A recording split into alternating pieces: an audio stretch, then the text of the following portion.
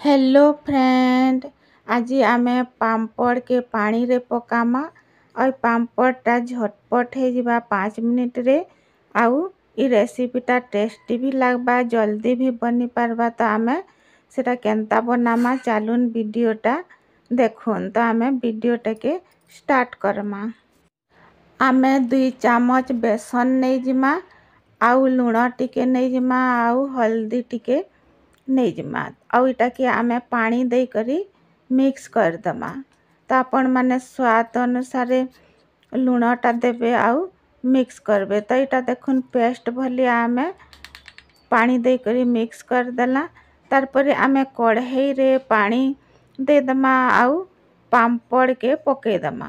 पापड़ के पानी रे पकावार द्वारा पापड़टा नरम हो जासी, बहुत ही सॉफ्ट हो जासी।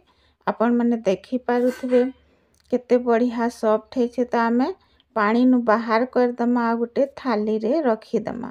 तो देखुन केते बढ़िया नरम है छे। तो आमे आगरु बेसन र जेन आमे पेस्ट बनेथला सेटा के पापड़ र ऊपर का देखुन एंता लगे दमा।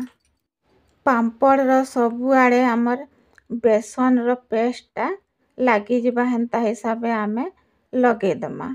और तार परे आमे एटा के रोल बनामा। तो देखुन गुटे साइड रे एंता मुड़तेल जिबे आ एंता धीरे धीरे करी रोल बनातेल जिबे। तो देखुन लास्ट रे आमे आउ टिके बेसन दे दमा और एटा के एंता रोल बने दमा। तो हमको जेतकी दरकार आमे बनामा। तो मुई 2टा पापड़ नहीं जाइछे। तो देखुन आ गुटे पापड़ के भी एंता रोल बनातेल जिबे और एटा बने देबे रोल। तो एंता करी मुई 2टा पापड़ नहीं जाइछे। आपण माने जेते पापड़ रो बनाबे हेंता हिसाबे आपण माने नेबे। रोल बने सारला परे आमे गैस रे तेल के गरम कर दमा। और तार परे आमे जिन रोलटा बनेथला सही रोल के तेल रे दे दमा।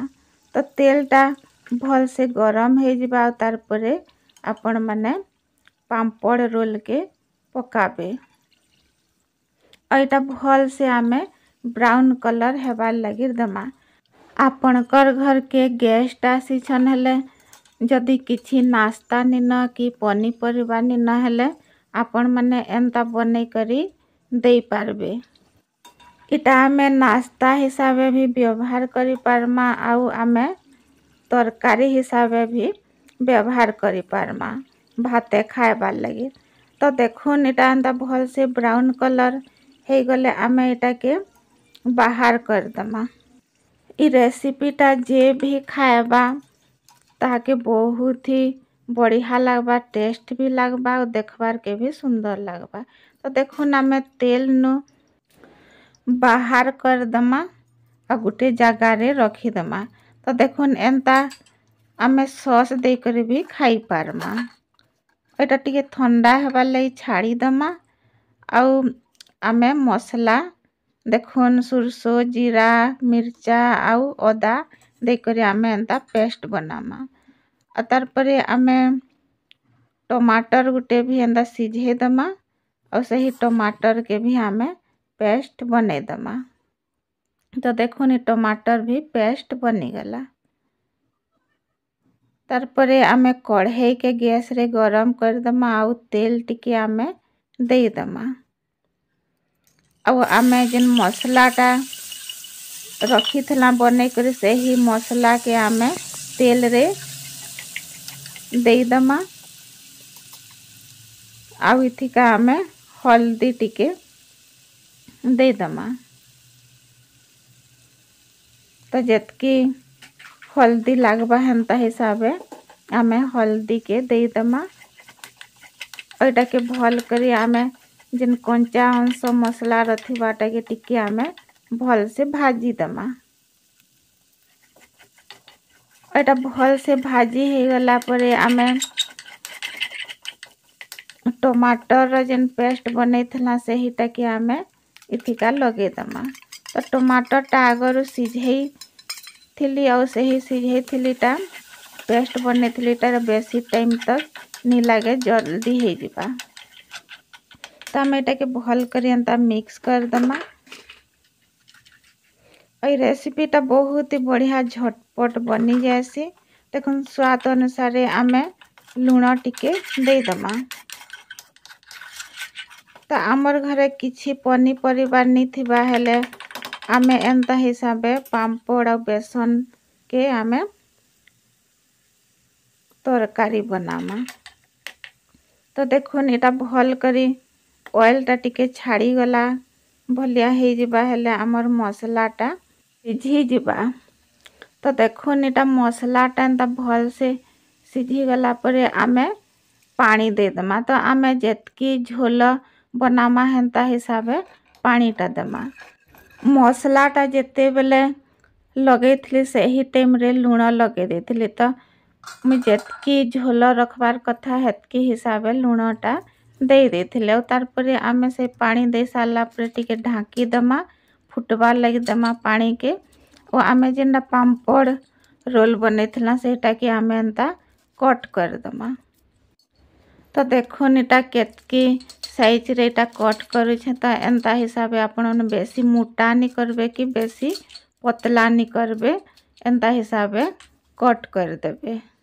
पानीटा फुटबार लगी देथिला तो सेटा देखुन फुटला नगी केंता आमे देखमा। तो पानीटा फुटी गला न फुटी गला तो आमे जेंटा काटी करी रखी थला सेटा आमे तार ऊपर का दे दमा। तो एंता पानीटा फुटी गला परे देबे। तो देखुन एटा के आमे बेसी एंता नी घाटू बेसी घाटी देले एटा भांगी जिबा। तो आपण माने बेसी नी घाटबे। और देखुन एटा टिके फुटी गला परे आमे मीट मसला टिके लगे दमा आउ कस्तूरी मेथी लगे दमा। तो ये बहुत ही बढ़िया फ्लेवर आसी। तार परे आमे गैस के बंद कर दमा और ढाकी दमा और टिके रखी दमा। तार परे आमर रेसिपी बनी करी रेडी हो गला। जेन माने नॉन वेज नहीं खात से मन को एंता रेसिपी बने करी देले से मने कहबे आमको नॉन वेज दे छ कही करी कहबे किछि भी जानी नहीं पारत खाइला परे भी जना नहीं पड़े कि देखुन आपण माने एंता देखबे बेले भी किछि जानी नहीं हबा नॉन वेज है कि वेज एटा। तो एंता हिसाबे आमे घरे का बने करी भात संगे रोटी संगे खाई पारमा। मोर रेसिपीटा आपण मान को केंता लागला कमेंट सेक्शन रे बताबे। आ भल लागी थिले लाइक टे कर देबे। मो चैनल रे नुआ करी अछन हेले सब्सक्राइब टे कर देबे आउ बेल आइकन के दबे देबे। रहेली एतकी रे बाय बाय।